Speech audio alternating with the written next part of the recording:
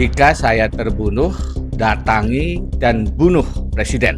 Demikian pernyataan seorang wakil presiden. Wakil presiden segera menghadapi upaya-upaya pemecatan, terutama setelah ada pernyataan dari Budi Ari, Ketua Umum Projo, dalam suatu pertemuan yang juga dihadiri oleh Presiden Jokowi, yang mana Budi Ari mengatakan pemilu bisa saja terjadi lebih cepat, tidak 2029. Pemilu bisa saja terjadi lebih cepat. Pak, kok insting saya ini lebih cepat dari 29? Assalamualaikum warahmatullahi wabarakatuh. Jika saya terbunuh, datangi dan bunuh Presiden. Demikian pernyataan seorang wakil presiden yang segera saja memicu kontroversi dan menghadirkan drama politik. Pernyataan tegas itu memicu ketegangan relasi antara presiden dan wakil presiden. Wakil presiden segera menghadapi upaya-upaya pemecatan di DPR dan Senat. Sudah 2 kali impeachment proses dilakukan.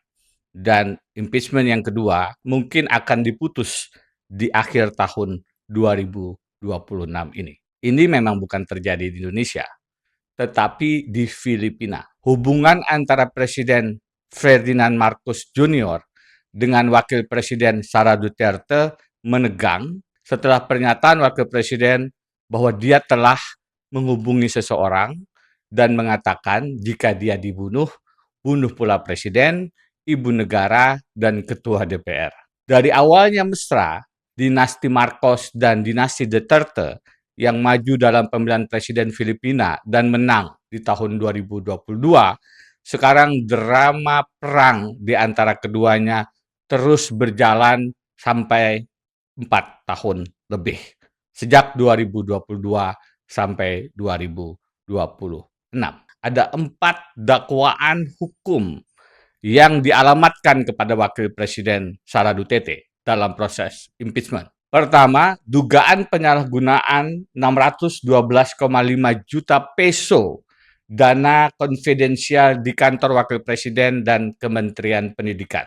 Karena Sara Duterte hingga 2024 pernah menjabat pula sebagai Menteri Pendidikan Filipina. Yang kedua adalah tuduhan korupsi karena tidak dilaporkannya kekayaan lewat LHKPN secara benar dan dianggap gagal melakukan divestasi, terus mempertahankan kepentingan bisnis selama menjadi wakil presiden. Yang ketiga, dugaan korupsi dalam pengadaan barang di Kementerian Pendidikan.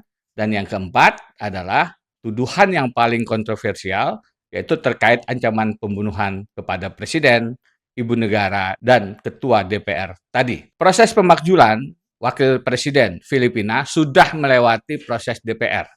Tinggal keputusan akhir di Senat. Dibutuhkan persetujuan minimal 2/3 atau 16 orang dari total 24 anggota Senat Filipina. Pelajaran apa yang bisa diambil dari drama politik di Filipina itu bagi Indonesia? Meskipun tidak sama, tetapi tetap ada saja hal yang dapat kita antisipasi. Saat ini, terutama setelah ada pernyataan dari Budi Ari, Ketua Umum Projo, dalam suatu pertemuan yang juga dihadiri oleh Presiden Jokowi, yang mana Budi Ari mengatakan pemilu bisa saja terjadi lebih cepat, tidak 2029. Pak, kok insting saya ini lebih cepat dari 29? Apakah kita mau? Belum tentu kita mau. Kita masih ngomong pemilu 29, 29. Kalau terjadi percepatan gimana? Oke. Kita siap nggak? Siap. Itu loh maksud saya. Oke. Pernyataan itu tentu saja menimbulkan spekulasi dan salah satunya apakah akan ada pergantian kepemimpinan nasional. Hal mana yang memang sudah coba diklarifikasi dan Budi Ari sendiri meminta maaf. Tapi bola panas sudah menggelinding. Apakah ada upaya-upaya untuk menggantikan kepemimpinan nasional? Bagaimana peran Wakil Presiden Gibran dan Jokowi? Tentu hal ini dalam waktu ke depan akan menarik, perlu terus diperhatikan. Apalagi jika dikaitkan kemungkinan proses pemakzulan kepada Wakil Presiden Gibran. Saya misalnya menemukan ada masalah syarat pendidikan. Setelah syarat umur minimal 40 tahun dirusak dengan putusan Paman Usman untuk ponakan Gibran, Syarat pendidikan terindikasi juga diotak-atik melalui peraturan KPU nomor 19 tahun 2023 yang memungkinkan Gibran yang tidak sekolah SLTA di dalam negeri, tidak mempunyai ijazah SLTA atau sederajat, tetap bisa diloloskan dengan menggunakan ijazah S1-nya. Ini tetap problematik karena Undang-Undang Pemilu dengan tegas mengatakan syarat minimal pendidikan wakil presiden adalah SLTA. Jika tidak memenuhi syarat pendidikan minimal itu, jika tidak ada bukti kelulusan atau ijazah yang bisa ditunjukkan dari UTS Insert Sydney, Australia, maka wakil presiden Gibran bisa diargumentasikan tidak memenuhi syarat sebagai wakil presiden. Itu adalah salah satu pintu masuk pemakzulan. Ada indikasi pasal-pasal impeachment lain yang juga perlu diselidiki. Misalnya dugaan korupsi yang dilaporkan Ubaidillah Badrun ke KPK. Misalnya lagi soal Fufu Fafa dan banyak indikasi atau dugaan lain. Sekarang, apakah proses pemakzulan terhadap Wakil Presiden Gibran itu berjalan atau tidak? Tentu salah satunya tergantung pada Presiden Prabowo. Karena koalisi presiden di DPR mayoritas mutlak. Tinggal menyisakan PDIP yang tidak secara tegas mengatakan oposisi sekalipun. Jika Presiden Prabowo menyetujui, maka syarat pendidikan yang tidak terpenuhi bisa menjadi pintu masuk pemakzulan. Sebagaimana di Filipina, proses dimulai di DPR dan kemudian berakhir di MPR. Bedanya di Filipina yang memutuskan adalah senatnya, di Indonesia setelah proses DPR ada pemeriksaan hukum di MK, baru putusan akhirnya di Majelis Permusyawaratan Rakyat. Itu salah satu proses impeachment.